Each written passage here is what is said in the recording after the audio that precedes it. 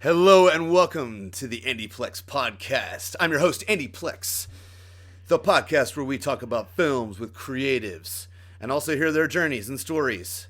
This is episode 59, Home for the Holidays. Returning alumnus, Ryan Grassmeyer, actor, writer, producer, dear friend of mine.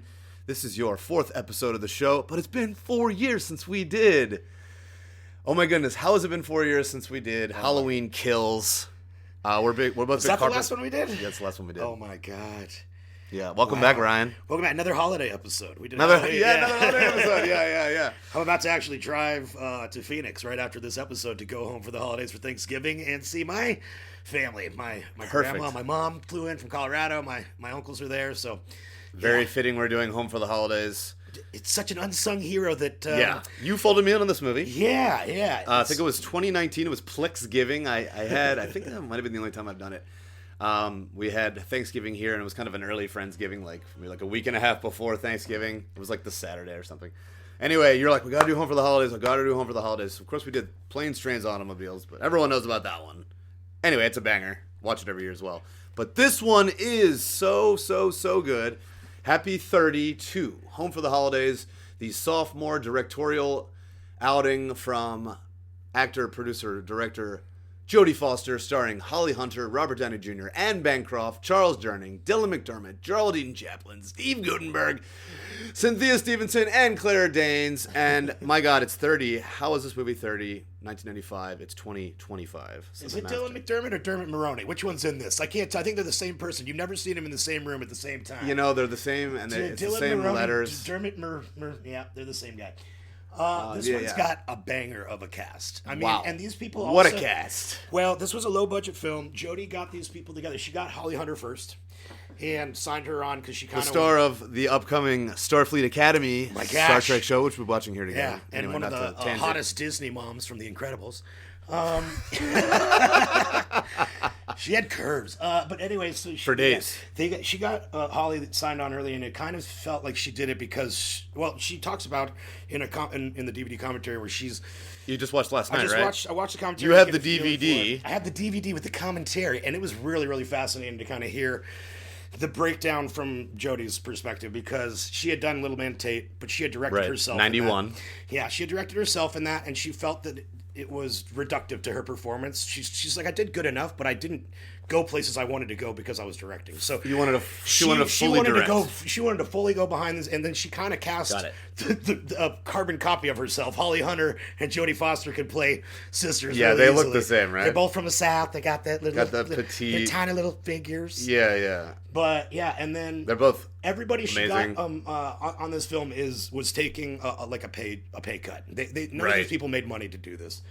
It was a labor of love, and so and it really you figure Anne Bancroft was already a titanic monstrosity at this point. She was already just a beast. Robert Downey Jr. was kind of having a comeback. We can talk about that a little bit. Yeah, Gutenberg had already been dominating in the 80s. Yeah. You know, I mean, Charles Durning. Charles Durning is a legend. Yeah. So, but Claire Danes, she found Claire Danes, and it was like she's like her daughter. Yeah, and she was like she was kind of up and coming. Kit, and what a name. She talks about how she found this Claire. She found her, this actor, and kept thinking to herself, "This is one of the greatest actors I've ever met." And she's like 15 years old. Cut to 30 years later, and look at Claire Danes. Oh my God! Now. Yeah, she's actually she's like number 2 on IMDb right now. For, because of the new series, for the new Netflix series. Mm-hmm. Yeah. Claire Danes is a beast, and oh my gosh, yeah, this was like a who's who kind of in the 90s. But let's back up for a second because you really brought me into this movie, and I love when we can tout movies on the show that aren't they're not undiscovered, but at 30, this isn't like, Planes, Trains, and Automobiles. It's not like everyone's watching this.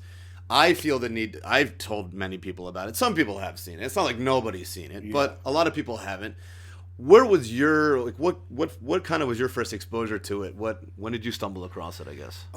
Early on, I found this movie. I want to say when I was like fresh right after it came out. I think I rented it from a video store and then just fell in love with it. And because of kind of the chaos that it was, and it felt like a true family.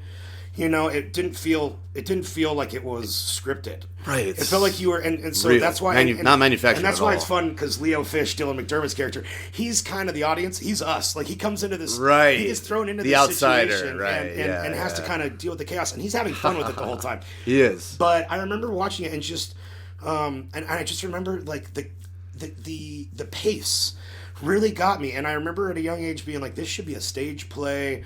And I hope someday I can get the rights and make. Yeah, you've talked about wanting to do it as a play. Because let's do it. It's fascinating. I mean, it's fast paced, but yeah. I mean, we had a little video store around the corner of my place, and you know, I was there, Back in Boulder. back in Gun Barrel, the outskirts of Boulder. Gun Barrel. Gun Barrel, a little town on the outside of Boulder. Yeah. Gun Barrel. Gun Barrel. We still had a What a Dairy cool Queen name for a and place. Burger King. We still had the King and Queen in our little town, but. Yeah, we had the video store, and man, I was there every day. They knew me by name, and Hell yeah, dude. because I was like, my mom, she just knew that I loved it, and she would just let me, you know. Yeah, it was you're like $1 a night, you know. Your cinephilia is well renowned. I give all my VHSs to you. You still collect VHSs and DVDs. You still have CRTs. Oh my That's gosh. the cathode ray tube for the lay people. The old TVs that weigh 5,000 pounds and The take tube up the whole. television. I can't get one of them's broken, but it weighs 9,000 pounds, so I can't get it out of my house. I'm gonna need a team Need to of really get a strong crane. folks. But yeah, so I was lucky enough to sort of, you know, to find this early, and I remember like, you know, pitching it to people because a lot of people love planes, trains, and automobiles, but really in planes, trains, they're just getting to the dinner. They don't. Right. They show a turkey. They never eat. There's not a real Thanksgiving dinner in it. But Yeah, they in don't this actually movie, sit down until the very, very, very end, and it's like 2 this seconds. movie And it's like, actually we made centers it. around a Thanksgiving dinner, you know. Right. And all these elements coming in from each, you know, area, and really I love it because it kind of centers around an artistic motive. Like it starts out in the very beginning of the movie is Claudia Holly Hunter, our protagonist, and she's doing the egg and pigment thing where you pull the yolk. Oh, right, It's a really you know hardcore technique to do like restoration, but. She's an art renovator, you know, which shows her character is that she's focused. She's got those she focuses. She wants to make things better, renovate. Right. She wants to improve her situation. She wants to improve the situation. She's a go-getter. That's her character that we're learning. She's cultured. She's cultured. She's artistic. We're learning a lot in a little bit of time. Right. I love when they show don't tell, right? Like, you know. Yeah, And they we get, actually- how much do we get in like 2 seconds, you know? Well, and then that Renaissance art, they actually, for this movie, they did art that took production 3 months on a piece of wood to paint for that one little scene. Wow. So it was really a labor of love for a lot of little things. That's amazing. I know you got that from the commentary. I know you were texting me last night. And also, this was Jodie Foster's company producing, and it's called... But yeah, she kept a lot of her... So like the sound... Egg Pictures. Egg Pictures. So the sound mixer was from Silence of the Lambs. She'd worked with him on Little Man Tate. He's won Oscars. Like, she wanted the sound design to be so specific because she didn't want people stepping on each other's lines when they were all talking at the same time. Maintaining the chaos It had of to remain this a but family she didn't want get to together. have any single edit that had to jump over a line. Which is And we get we get 1989's Christmas Vacation, which is a masterpiece of, you know, they decide to stay home. So it wasn't the first film that we get like this, but there's something about this one that feels more natural than Home for the Christmas Vacation, which is about Christmas, obviously. This one's It's kind of about Thanksgiving.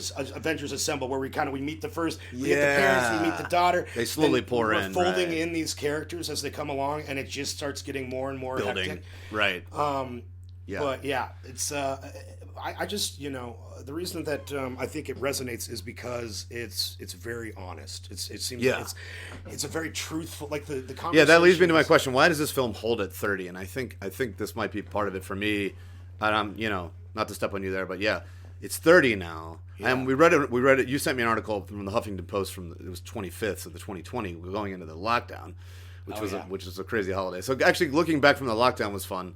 Because we were all forced to, like, you know, be stuck together. But, why do you think this movie holds at 30? Why do you think it holds water? Or holds eggnog, should I say? You know, that's a great question. I'd say that it holds up because of its, like, authenticity. Right. It really, like, you know... we all have these people in our lives. We all have, siblings that we, might butt heads, or cousins or whatever. Our parents kind of might not get us. The whole scene where Robert Downey Jr. Basically is outed at the dinner, right? And him and his mom have this insane, really beautiful scene where he's trying to tell her, like, "Hey, Mom, this is me," and she's like, "Well, you know me, I can't change." Yeah. And then he goes, "Well, same with me, Mom." Yeah. And then I am who I am. I am who I am. She doesn't Right. She doesn't apologize. There's no resolution. There isn't. And the resolution is to be them. Yeah, and so that's great. And so that's why it's interesting, because it is like the holidays, where sometimes it's not a happy ending. Yeah, it doesn't always get worked out. When he takes off in the car at the end and she's kind of waving at him or whatever, right? There's still no apology. There's still no resolution there. And she comes in and and they have a little interchange, but. Anyway, I'm kind of skipping all over. And the then, place. well, it's okay. But it's great. It's fine, because everyone, before you watch this or listen to this podcast, I insist you watch the movie. Is it on Amazon or something right now? It's on Paramount right now. It's on Paramount right now. Okay. Well, it's worth a couple bucks to rent it on Amazon if you haven't seen it. It's truly a Thanksgiving masterpiece. It's a family masterpiece. It's just a masterpiece. You can watch it any time of the year. Yeah. Thanksgiving just kind of champions a lot of these things. But yeah, even with Joanne, played by Cynthia Stevenson, there isn't that cookie cutter, like, oh, we kissed and made up at the end. It actually ends with them being like, you know what, we're not really. Well, it's the whole thing of, like, if you, your family is basically four strangers on an elevator, that you could take her, because you don't choose these people. And you don't choose your family. And she goes, if I'm branding you on the street and you gave me your number, I'd throw it away, Oh, yeah, that line is pretty intense. Jodie Foster, they filmed that scene, and then she felt like it really needed just one more button. Mm. They actually came back and did a whole reshoot for the one scene where Claudia Stevenson, Joanne, the sister, Cynthia Stevenson, yeah, Cynthia Stevenson is Joanne Wedman. She's on her elliptical, like, she gets so worked up. She comes to her house. She gets a turkey thrown on her during dinner. Spoilers, but but she gets so worked up that she goes and works out, which is kind of what that kind of person does. And her husband, Steve Guttenberg, is very. I love playing most of that scene on the elliptical. And like, they are the MAGA family. Steve Guttenberg's like the cash is king, and all this stuff. Yeah, what does that mean? Yeah, and so and I love that scene. The lifeblood that keeps the Pistons pumping over our economy, or whatever the line is. The Thanksgiving dinner scene is so fascinating because they're all talking, but no one's talking. They shot for 10 days, apparently. Went through 63 turkeys. Well, the food stylist had like 1,000 pounds of gravy. Yeah, they had so much food. But it's pretty amazing. But the greatest part is that 10-day shoot up. All the people are talking, but no one's talking to each other in that scene. Do you ever notice that? That's really well said. And like no one's listening, no one's talking. They're all just saying things. Yeah, to get back to your authenticity, they really nail the chaos that is family get-togethers, especially when it's more than a few people. And when when it's the four of us like growing up, we had that, and we're talking. My brother and I are talking. My mom's talking, and my mom would actually be like, "We're not all talking the same conversation growing up. Not even Thanksgiving. It was like a normal dinner or whatever on a Wednesday night or whatever."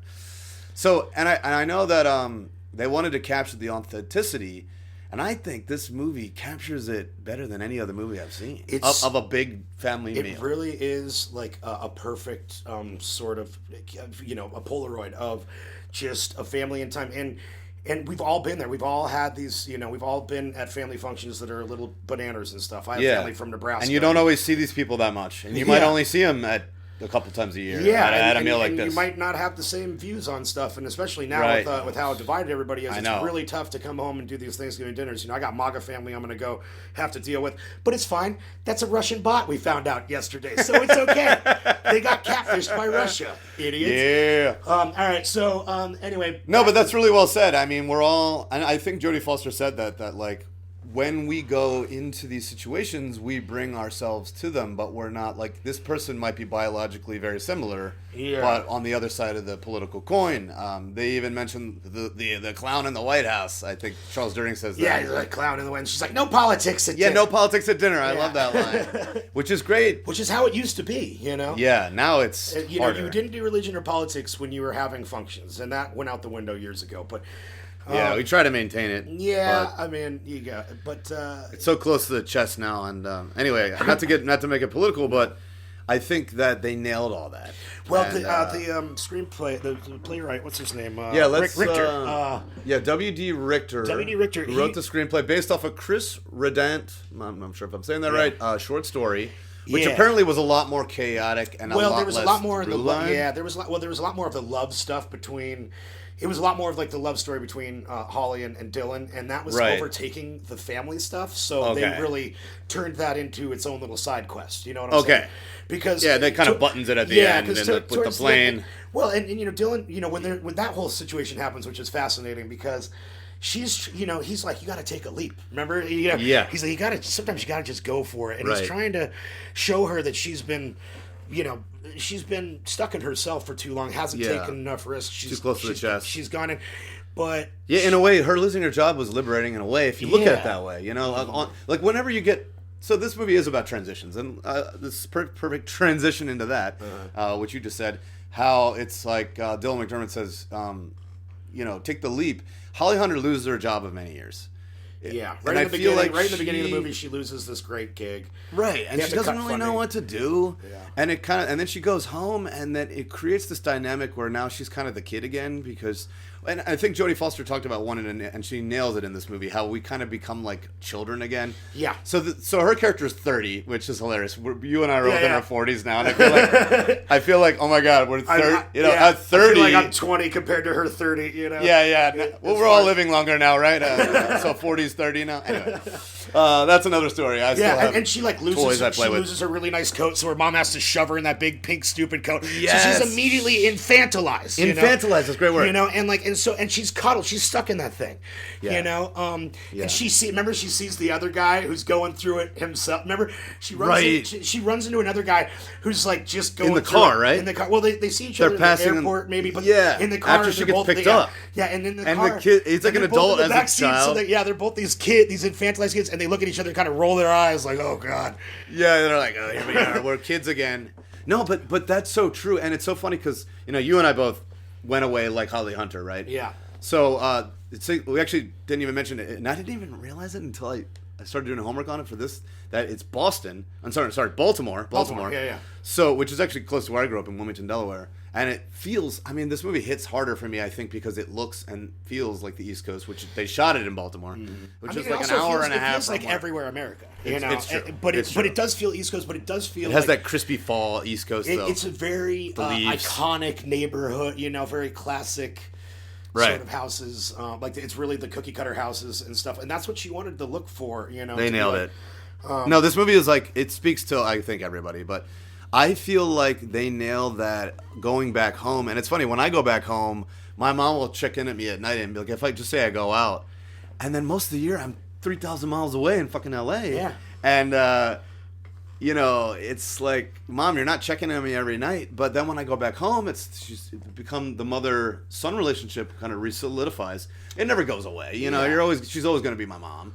I'm always going to be her son. Well, and that's another key thing that happens in this. Is there's several dynamics that happen. So there is the mother-son relationship between Robert Downey Jr. and Anne Bancroft's characters that doesn't have the resolution. And then there's that special dad and daughter relationship between Charles Durning and Holly Hunter, and they have that really great moment at the end when they're watching home videos. Yes. And Charles he has that great monologue where he's talking about how, he's like I look at these pictures and I don't recognize that person, and he's watching these videos to kind of find that thread of where he's like I don't think any of this exists unless I have proof. If he captures it. Unless he has proof. Take a Polaroid. It's funny you said Polaroid of the American Americana. Yeah, and I feel like for me, I've had that as well. And, we're filmmakers and we're always trying to capture. And, now we have our phones out and our phones are video cameras. So in 95, you would have to have a camcorder or a special camera. Yeah. Even like 15 years ago before the iPhone, the iPhone was 07, 08. Most people didn't have, except the Richies, didn't have one. Yeah, exactly. And they had the camera, but they didn't have great video. And you still would have to have a camera and a phone. But anyway, in 95, that was well before it. So I really like that element of like, if we don't capture it on some kind of media, then did it really happen? And I've actually been making a push to not pull my phone out as much. Yeah. Because I feel like there's an element of actually disconnect when you start going through a lens, literally. But like, you know, if you're always trying to capture it with your phone, are you really living the moment? I'm trying to do both. And it's a dichotomy. Where I dichotomy. try to capture it and then I put it away right away so I can still live it. Right. But it's so wild that I even have to put like why, you know, like, and then I put it on the internet like, oh, look at me. Yeah, if it's not on social media, it didn't look happen. Look at what I'm whatever. doing in my crazy awesome life, you know. And, I know. And it's all bullshit. But I love the 16 millimeter. Like Jodie went and they shot all that 16 millimeter footage. Right. And it's like she went and For the cast home these people movies. and got those home movies. Yeah. And it's such a beautiful moment when he gives her the beer. It's such a dad-daughter. Yeah, and it's such a nice and moment. He's like, hey, you want a beer? Come over here. Yeah. And then he starts talking about when he was working at the airport and how he used to bring him out to the tarmac. Right. And watch the airplanes take off. Yeah. And how all the kids, you know, how Robert Downey Jr. and Cynthia, and they would all kind of cower under his coat, but not her. Claudia would stand brave. tall.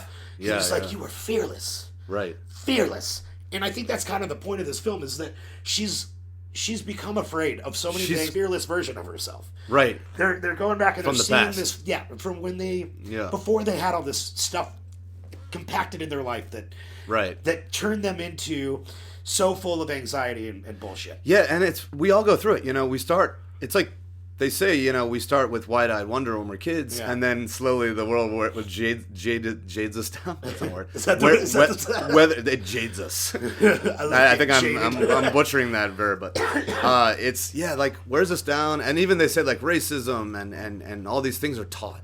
You know, but as children, we're accepting and we're open. Yeah. And this is about a rebirth as a 30-year-old, and I'm like, okay, this feels like really 40 to me, but you know, anyway, we're all at different stages. No comparison. But yeah, it's really about a rebirth in a way, right? And a renewal. And she's shed her old job. Of course, she didn't want to. Yeah. But there's a liberation in losing a job and then having to find a new. And this is really about a recheck-in and a rebirth. Yeah. And rediscovering yourself as a child, but then how do I take another step forward and move and grow? Yeah, exactly. You know?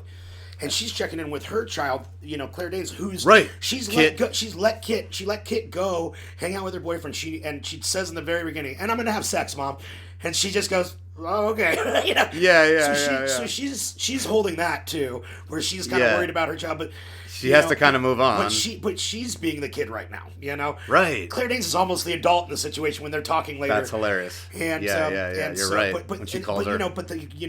The mom's trying to shove sad sack Terziak on her, and like we meet this like David Strathairn as Russell Terziak. Yeah, what's his name? David Strathairn. David Strathairn. Yeah, Strathairn. That guy's great. Who's amazing. He's in The Expanse and and he plays just this completely Nomadland. Yeah, and he plays this guy who's so sad that it's funny. I know. You know, he's like, oh, you know, then my mom died, and then my best friend stole my lady and ran away with my old lady. And I got nowhere to go. And then my mom went and died on me or whatever, and he's like, I got nowhere to go for the holiday. I know, and it becomes like a gag. and that's what... And it's that's so sad that it's... And it's weird because Robert Downey Jr. He's a character that we're not supposed to like, but we are, you know. Like he's got these qualities that are not great, but we are on his side for a lot of it. Yeah, he is a little shit starter, and so he's got Dylan McDermott. He's like, wait, you got to listen to this, and it's not an appropriate thing, you know, for him to be like, hey, listen to how depressed this asshole is. Yeah, you know, it's weird. It's weird. You're right. So, the Robert Downey Jr. was like, you know, he was basically, you know, on his wildest, you know, heroin rides at this point. Jodie Foster got him sober because of this movie. That's what I heard. He you know, I don't know if people remember, but he ran into his neighbor's house naked and like passed out in their daughter's bed. And that's how he was found. And then he went to the pokey, and then he got blacklisted from Hollywood for a while. Yeah. And it was John Favreau that fought. I mean, talking about rebirths and renewals. Yeah, and talking about rebirths, John Favreau fought tooth and nail. He was like, you know, Robert Downey Jr. wasn't even on the top 20 list of Iron Men to be considered for that movie. Right, back in 08. And Favreau was like, you have to get Robert Downey Jr. 07. He's going to be the pillar of the whole franchise. You know, he's going to be the main. So you're going to want him as your Tony Stark. But anyway, so Jodie, you know, I just love her so much that she was able to bring him in and you know. And apparently he really wanted to do some more serious acting as well, and like really challenge himself. And I think you're nailing it when you're. It is such a tightrope walk he does here, and I think another reason this film holds at 30 is and actually I read this in the Huffington Post article that you sent me, but they tackled in '95, and it wasn't apparently in the short story that his character was gay. Yeah. And they do it in a way that's not like stereotypical, and they don't like make a scene out of it. They're like, oh, he's gay, he's gay, he's gay. It's just he's a guy who's gay. Yeah. And they don't like overham it or over stylize it or overdo it. He's not just Jack from Will and Grace going, right. hey, being like, right. He's not a stereotype. Yeah, and he's a really none of these well rendered. Yeah, they're all these are well the rendered most characters. complicated characters I've ever seen in a family so movie. Textured. Where they should be archetypes, but they're not. They jump off the page. They are not archetypes. Yeah. They all kind of fit an archetype, but they aren't. They are so complicated. Right. And that's why I love at the end when you see the footage of Jack's marriage. Of Tommy and Robert, Jack.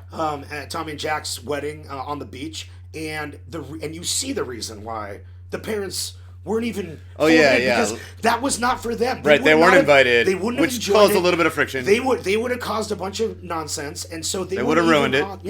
They weren't even allowed. The sovereignty to be there. of the they moment. were allowed to have their own vibe, without that family shit messing with their dynamic, and that's why it's interesting because everyone comes in from other places except for Cynthia Joanne, the sister, she's like, I stayed here, and I have to deal with mom and all this. Yeah, I'm the one that stayed, and I take care of this and that. Kind of the martyrdom there. And Claudia literally stops her and goes, "What's going to happen if you don't do all that?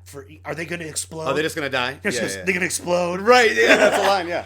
And like her little daughter's dancing around being a little shit too. Yeah. Like I love that her daughter is a future little, Karen. Yeah, future Karen. Yeah. But and then even that I love it in the commentary. Jodie talks about that mashed potatoes or the sweet potatoes with the oranges and the right. That was from her. That was from Jodie's childhood. So that was a tradition of hers that one of her traditions that she folded in. Which I love it when you can really bring yourself in there because that's great. She wanted to make this movie like for her about kind of personal about real life situation, and when she saw the numbers when it like really wasn't totally it wasn't hugely received. It got seen, but it wasn't like it wasn't a monster hit or anything. Yeah, not a lot of people watched it, and she wasn't disappointed with that at all. She was like, I made the movie I wanted to make, and that's all I cared about. If it had it was a $20 million price tag. If it had 100, at the time. It would have ruined it. She talks about how low budget. It made its money back. She talks about in the commentary how low budget it forces you to choose which scenes are the most important, and you have to cut shit. And how to you have more control. The studio doesn't interfere. This is a personal piece. Yeah, she talks about how Little Man Tate was about a prodigy, a young prodigy. And she's like, she was prodigious. She's like, I don't know if I was a prodigy, but I was prodigious. She was like documented as a young child in many, many news articles. So it was very personal to her. And then, like you said, this one was super, she had 2 Oscars by how old? 29? Oh my God. What a overachiever. Did she win another one recently, for that movie that she did? Oh man, anyway. Yeah, I think she's won 2 as an actor. I don't know if she has others as Oh, okay. There was that one she just did about the lady who went swimming across the channel. Oh, right, yeah. I'll look that up. Anyway. Well, she's amazing. And then, Little Man Tate, and then this one just, you feel the personalness, but it's a dichotomy of personal, yet the every family. It feels indie, but it looks professional. Oh my God, it looks fantastic. But the pacing, and really... This is probably my 5th or 6th time through it. You've probably seen 100, but... And same with, the DP on this is another big DP that's won many awards. Like her team is very professional, like big time. Lajos Koitai. Yeah, Lajos Koitai. They always saying it. The DPs are always like a Lajos or a Laszlo. Yeah, let's look up this guy. Laszlo Kotex. They're always from Budapest. But yeah, he won an Oscar for Melina. Yeah. So. Just really, really fascinating that she was able to get this team together that was able to sort of that it was a labor of love where they're all like, we're going to take a little pay cut, but we want to make something that's fantastic. Yeah, and it has a Thanksgiving dinner in it, unlike any other Thanksgiving movie, which they filmed for 10 days, and it really shows. Yeah, and it filmed for 10 days. It's one of the greatest scenes. It's the nucleus of the piece. Yeah, it's one of those scenes. Yeah, but here's the other thing: no one eats. Oh yeah. No one eats a single thing during that dinner because it goes. That's hilarious. Because it starts to kind of ramp up as they're serving food and they're all talking over each other. Geraldine Chaplin, who's fantastic, Charlie Chaplin's granddaughter, is in this movie. Oh my God, I know. You let me know that. And plays Aunt Gladys. So funny. Aunt Gladdy. Not Aunt Gladys. That's Weapons. Yeah, that's Weapons. That's Gladdy. But Aunt Gladdy, and she's so good. She's just this. She's that quirky aunt that's kind of lost her marbles a little bit, but is just really endearing. And she gets up and just starts singing, randomly at random times. And then she's in love with the dad. And then and she starts getting drunk and then gets up and starts telling this story about when she kissed Charles Durning, Henry, when she kissed Henry. And she's a Henry and his tickly little mustache. And she is so good in this movie. And everyone is. Adele, It's so funny. And Bancroft, Adele is staring at her going, what the fuck? What are you doing? Yeah, are you, it was just like, what? And had no idea. Had no idea. Happened. So this is all new information, and then it just starts, and then all the information starts coming out. Right. Because the torrent. Because because this is when Tommy, when Robert Downey Jr. he starts nagging his sister, going, maybe you were the product of Baboon Lovin'. Baboon Lovin'. Did Yeah, you Joanne. leave the wrong one, and she's like, oh, you think I'm the freak? Well, you're the freak, Mr. Gay Guy, and just outs him in front of the family. Yeah, you're one to talk gay. You don't think that people know each other? You married a guy, and right. and so this is new information. And we weren't invited, and we weren't, and so it was, and then it really crescendos. And then it really crescendos because it turns into a food fight. It turns into kind of a food fight. Yeah, they're trying to. Yeah, I can't remember exactly. He's trying to cut this turkey open, and it's not working. Right. And then it wasn't a food fight. And then he's picking it up with Dylan McDermott, with Leo, and they're carrying it, and it just spills like it's turkey guts all over. And it gets all over Joanne. Yeah, all over Joanne, and she has her moment where she freaks out, and she starts cussing, and the daughter's like, "You broke my mommy." yeah. Oh, that's such a funny line. Yeah, that's great. And and then it kind of turns into so then Holly takes the side of Tommy. He's kind of the outsider, but she gets on his side, and she goes, and that's when her revelation comes out, where she goes, oh, my little life, well, I lost my job, I kissed my boss, blah, blah, and he goes, oh, I know, I listened to the message. Oh, yeah, she called him in the beginning, right? Yeah, she called him on the plane, and left and this, she just assumed that he was lost in the ether. Yeah, and so she doesn't know that he was actually there to rescue her. Right. He was there to make sure that she didn't go completely batshit crazy without anyone kind of on her side, or in her, on her team. Yeah, in her corner. Yeah, and so he's just, you're locking lips with your boss, huh? Why'd you do that? And she's like, oh, just cuz. And I love that Robert Downey Jr. goes, just for scuzz. And he improv half his fucking lines in this movie. That's what I heard. So the director really wanted, or the writer Richter really wanted to give them freedom to sort of go. So the horse's butt flap, that whole monologue about the horse's butt flap in the car, all made up, is all made up, and they had to do it over and over again. And he kept making up new stuff every time, but would always find its way back to where the scene was. And that's why she was so fascinated with these actors. Even the fight scene outside where they with the hose, when they start watching the car. She was like, I didn't want a real fight scene with stunt doubles. I wanted them in the scene. That punch actually feels pretty real. Looking like when guys that don't know how to fight each other, and they're pushing their hands. Or when siblings fight and now they're grown, but it still doesn't feel and like he's sitting on him holding his arms down or whatever. Yeah. And so she said that scene when he accidentally knocks Leo in the face, and Dylan does a full, that felt like a real punch. Well, it was all them. They rehearsed that over and over again, really got it down, and they nailed it. She was like, I just love actors that are able to fold into anything, right? And that are able to, they're willing to do that, because a lot of people are prima donnas and they're like, no, I'm not doing that. Right. And she's like, we didn't have that. The freedom to play. We found people here that were all down to clown. Yeah. Literally. Play around. And it feels like a real family for that reason. And even the play fighting, but you're on the edge of it being a real fight. That's real family. Yeah. When you spar, you verbally or physically spar with your siblings. I know you have a brother like me. And we grew up just beating the crap out of each other. Oh man. And it was Gianni actually had to get a lot bigger because he had to be able to handle me. My little brother had to have his nipples replaced after I purple nurpled him too hard. He had a nipple replacement. But that's another part of the authenticity of it. Yes, exactly. It really just, it feels like and you're always waiting for it to kind of, for something really bad to happen, explode. And it never really does. It gets to a point, but the powder keg. Yeah, but then something diffuses it, and there's some comedy. But there's those really heartfelt scenes, like when the only time there's actually food eaten is when Tommy and Claudia they have their little leftovers meal together in the kitchen. They each have a bite and then just hug. And it's so sweet. You know, it's like they're both just in the same emotional space right at that moment where, you know, they're just like, thank God for you. Thank God we're both here together, you know. Yeah. That we have each other out of this entire pile of crazy madness. So yeah, their bond really is strong, and yeah. And like they're totally different ends of the spectrum. They're different genders, but even that aside, the kinship and the connection there is so strong. And I like that. You think that maybe Dylan McDermott is a lover. You think that he's like because the marriage is on the rocks. They're like, what's happened? Maybe. What happened to Jack? You know, yeah, maybe Jack's on the rocks. She's asking, or he's in the doghouse with Jack. What happened to Jack? Yeah, so you're like, oh, is this the new squeeze or whatever?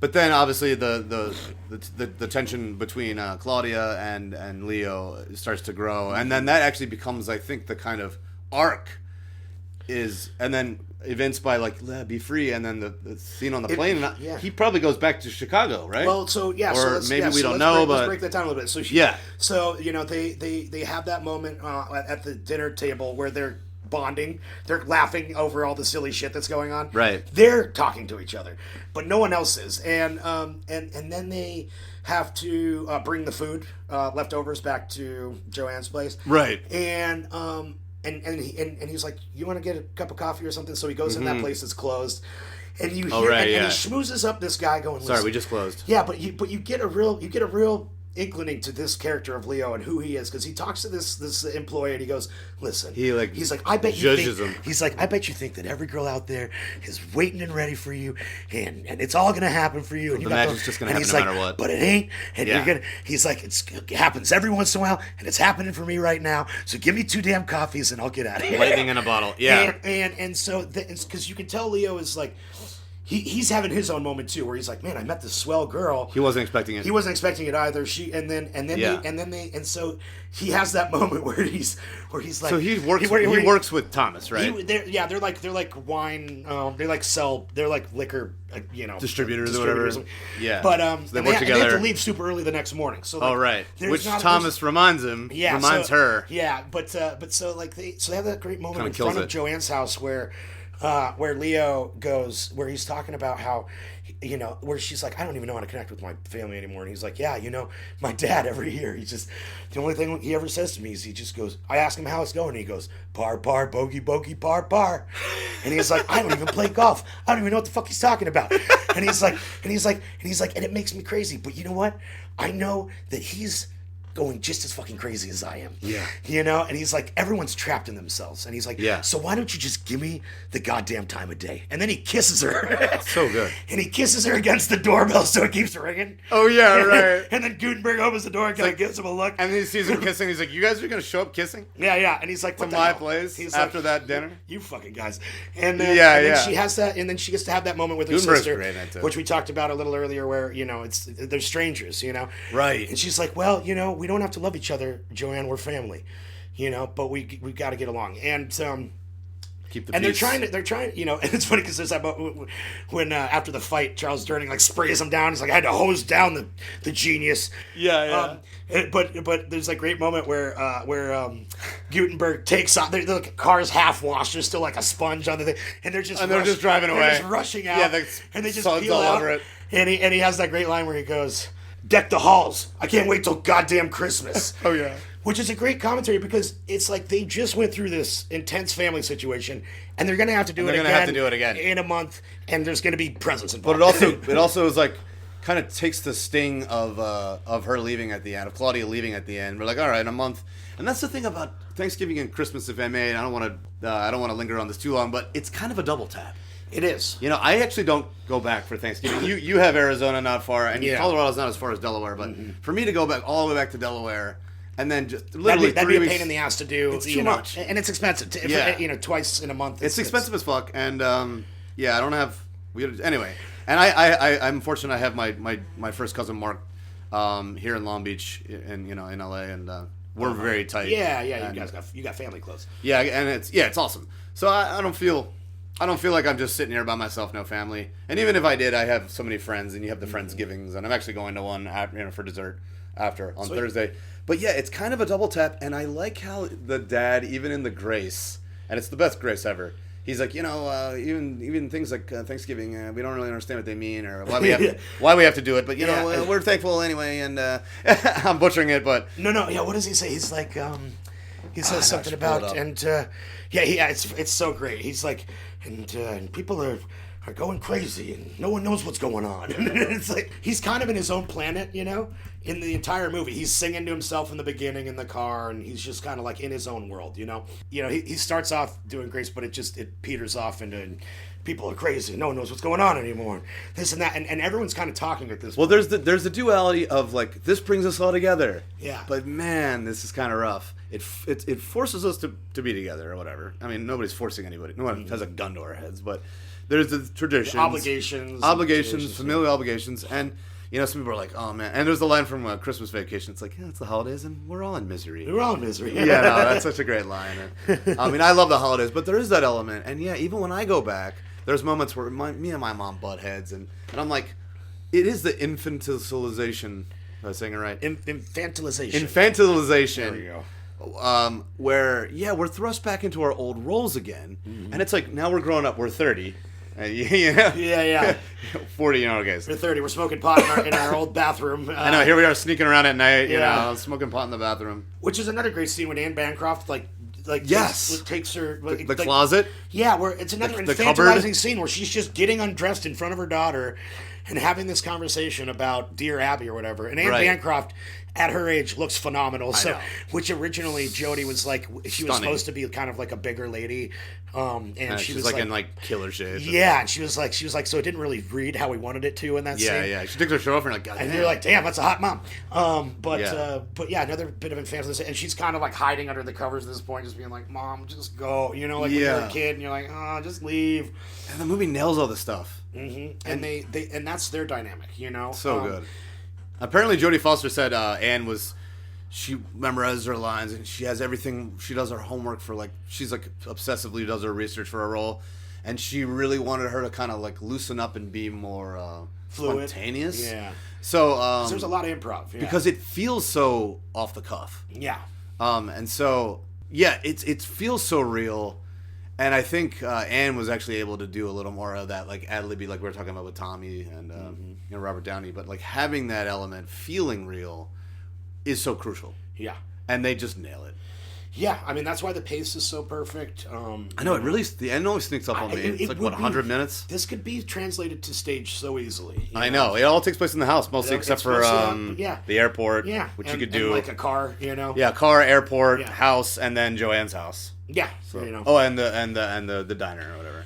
Yeah, but I mean, like you can always so five locations. You can always fudge some stuff, because the diner's great. But you have a diner scene. You gotta keep the diner scene. You gotta keep the diner scene is just a dark corner on the stage where a guy has a mop and Leo runs up to him and goes, "Hey, I need 2 coffees." Yeah. It's not like you need to build a set for that shit, but and then to sort of go full circle. So Claudia has been, she's been sort of crawling into herself. She's been losing her ability of spontaneity. Holly, and she's kind of become reductive to what she used to be. And we see the videos, and her dad talks about her being fearless. You are fearless, Yeah. And she's kind of seeing it, but just doesn't really get the light. And then at the end, when she's on the plane, who shows up but Leo Fish?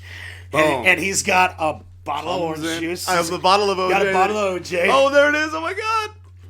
I just took a sip out of a bottle of OJ. And, I love OJ. Originally, there was a lot more sort of love scenes. Because they get back from that scene, and they don't have a chance. There was actually test audiences that were very off put by this, but they're eating and making out at the same time, which is really kind of gross, but it was really real as well. Seductive. It was like, it was real. They were hungry. They hadn't eaten. Yeah, remember they're like, well, I'm starving. Yeah, like, me too. We haven't fucking eaten all day. We actually haven't eaten. And then they raid the fridge. They raid the fridge, and then they're like with all the Tupperware and everything. And then Tommy pops up from the floor and he's like, hey guys, we gotta get up at 5 a.m. And that's when he follows her upstairs, and she has that moment where she's like, I can't do this. I'm in my parents' house. She realizes that because you're my brother's friend. This isn't my life. She's like, this isn't my life. We can't do this. And then and he's like, well, why not take a fucking leap? And then at the very end, when he sits down and he's like, so I just thought about it, and he's passing the orange juice. She's taking a sip. He's taking a sip. Yeah. And he has this. He's got this great speech about how he's like, listen, we don't know what's going to go on in the world. We don't know where this is going to take us. But I got a one-way ticket to Chicago, I think is where she's from. Metropolitan Art. Yeah. He's like, Chicago. I got a one-way ticket to Chicago. We just go see what happens. And then I can take off from there. Yeah. And we never... Take the leap. And she goes, you're fucking nuts, Yeah. And he's like, yeah, but, what's the point of life if you're not going to... You're not going to jump, Yeah, that's so true. And because she's been living... So she hasn't been living in the present. She's been worried about stuff. She's been focused on, old things, but she's not living in the present. And this is the moment where he pulls her into living in the moment. And it's really fascinating from the beginning where she's in a pink coat, stuck in being infantilized as this coddled baby in a car while her dad's singing this song. And then comes full circle where she's got her own clothes. She's met this guy, and she's gonna take the leap. She's gonna do it. So she takes the leap, and that's why I love the movie, because the that montage at the end, the very thought of you, the Nat King Cole song or whatever. Yeah. Great song. It makes me cry every time because it's just such a beautiful montage of just family, Yeah. Makes me think about my family and everything. And then you get to see them on the tarmac too, right? You see. That's the song he's kind of singing to himself in the car in the beginning, and in a way where they're not. He's just he's kind of a throwaway until the dad isn't really. It's weird because he feels like he's on his own planet for a lot of it. Yeah. When he's talking about stuff and this and that, and him and his wife are like dancing and doing things, but it's not until the very end when he has that, moment with the daughter where it's like, man, I just wish that, that I had it all on tape. Remember how he says, he's like, I just wish I had it all on tape. And it makes me think about how we do have everything all on tape now, but we don't go back and look at it. We don't watch fucking fireworks videos that we take. We're losing those moments of being in the present every time. Yeah. Because of the videos that we're taking. No, and I think we know that earlier, and I think about that all the time. And so I think it's a good moment to it's perfect. Think about, live your life. Take some pictures. Put your phone down. But live. And make the memories. In the present. Yeah, in the present. Yeah. And they're only for you. You don't have to share them with everybody. No. And everyone's having these moments. No, even yesterday we did the Stranger Things experience. Oh, yeah. We got the new Stranger Things coming. And I was like, I didn't take a damn video. I didn't take a damn photo. I was like, you know what? I did it in my head. Yeah. And I did it. Yeah, I remember you were like, you were kind of disappointed. And then you're like, no, but I was there. I did it. Yeah. Yeah. And I'm like, why do I need to... I took pictures for some friends that wanted it. Ann and Elena wanted a picture. And so I took a few, But I was taking videos because it was just rad, and I wanted people to see. No, I loved yours. Well, I love when people can see like the cool stuff that LA does, man. Like I know. I mean, like with Cinespia and things like Ciclavia. Well, we put up with the high cost of living. I mean, they shut down 4 miles of Melrose from my neighborhood to downtown yesterday, and it was just bicycles and rollerblades. Yeah, no cars. No cars. It was just music. It was like, and we have it was just collective e-vehicles. Joy being felt by thousands of people together outside. People cosplaying community. Everyone was cosplaying. I remember you were Barb and oh my god, I should have worn my back Barb in 2018. Yesterday. Oh my god, I should have worn my Barb. R.I.P. Barb, baby. Damn, I forgot I had Barb in the box. I have a great Barb costume. The original Barbenheimer. Justice for Barb. Justice for Barb. Well, okay, we kind of went off the. Well, anyway, I think we kind of. No, but I think you nailed it. I think that's the mechanism, that's the crux and the message, which was one of my questions, but I think we already said it. Yeah. That's the message of this whole thing. I think if you boiled it down, I think there's a lot of messages, but the holidays are a reset. They're at the end of the year. Mm-hmm. My birthday is the 3rd of January, which I used to bemoan because it was all happening together. And I'm like, the holidays just keep going. 2 days after New Year's is my birthday. Yeah. But we get that, and for me, it's even more of a hard reset of the year. Like, it's all relative, right? Every day is a new day, but the year is a bit of a cycle. You bang out Thanksgiving, Christmas, New Year's, and your birthday within a month. Yeah, I know. A month and a half. Yeah. Now I love it. Yeah. I used to be like, well, can I move this to the summer? Not that we have we don't have a choice when our birthday is, just like we don't have a choice where our family is. But we do have a choice about what we want to take with us in the journey of moving forward. And my dad has this amazing expression that I don't know if he took it from something else. Like, if you have a foot in the present, or you have a foot in the future, and you have a foot in the past, you're peeing on the present. And I always remember It was probably shitting on the present originally, but he made it P to make it PC for you guys. Yeah, I think it's from Siddhartha. I don't know. It's it's Shakespeare. Yeah, it's Shakespeare.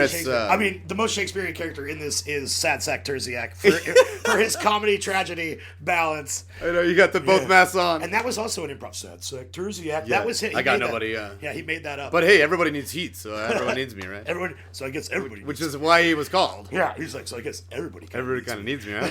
Everybody needs heat. Yeah, but to put a bow on it, the holidays are about, let's look at the year in review, but let's not get stuck. Yeah. And I liked what you said earlier about how we become like an echo of our past selves. Embrace what we did as in the past, but how do we fuse that with what we want for the future? How do we resynthesize? And this is a nice tiny thing. She loses her job, she goes home and becomes a kid again. And the dynamic, which we all do with our families, mm-hmm. And we're all daughters and sons, and we're all children, and a lot of us are fathers. And even if we don't physically have children, maybe we adopt, or maybe in the case of you and I, we do have nieces and nephews. But we also further ourselves by who we touch and who we pass our ideas along. Yeah. And we're filmmakers and we're creators, and even if it's a silly sketch, we're handing off an ideology. But I think this movie nails it. Like, be the future, embrace who you are, but don't get stuck. Don't be an echo. Don't get stuck. Don't just be an echo of yourself. Yourself. Find the room to fill the space to leap, to grow, to take the jump. Yeah, to jump. To take the jump. We can find a million excuses to not jump. I know. But all it takes is just that one to go. Screw it. Let's go. And we've all felt stuck. Yeah. And it's time to I'm just there right now. Yeah, I know. I often feel stuck, and I think a lot of us, it's like we're keeping the term that we're all our best wardens or our best jail keepers or our best goalkeepers. It's like there is a fear, and I'm reading this thing about procrastination because I can be a procrastinator, and it's not that you're lazy, it's actually that you're scared and your brain wants to maintain the same over and over again, even though that seems like prison. So you put yourself in your own prison because you don't want, you're almost afraid of the success or afraid of the new. But it's like, but then you're bored out of your mind. And it's like, we're doing it in our own brains. I'm definitely part of Procrastination Nation, for sure. I know. It's rough. I got it from my mom. Yeah. No, but the overanalysis paralysis, that expression. Yeah, overanalysis paralysis. And it's like, why are these people that I don't consider smart at all? Like, they're just doing it. They're just taking the leap. It's like how... Why am I not doing it? Maybe they're smarter than I am. So many people in this country that just are worried about other things that don't affect them at all, but they're like, oh... somebody has the wrong genitals on the swim team, so I'm going to make a fuss and it doesn't affect me at all.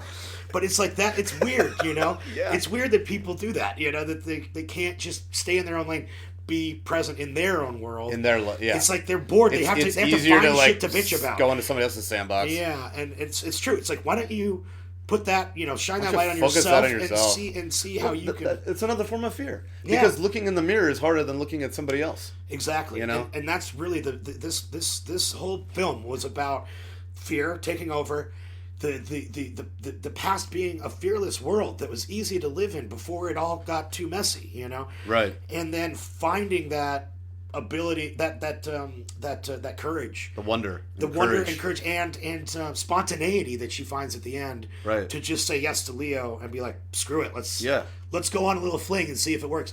I would love a sequel to Home for the Holidays, with Holly and Dylan, where we see their side of the story now. It would be fantastic, right? If somebody put that together. I bet it could be a really sweet, heartfelt thing. I would want it to be similar to the original, so it would have to have a chaotic.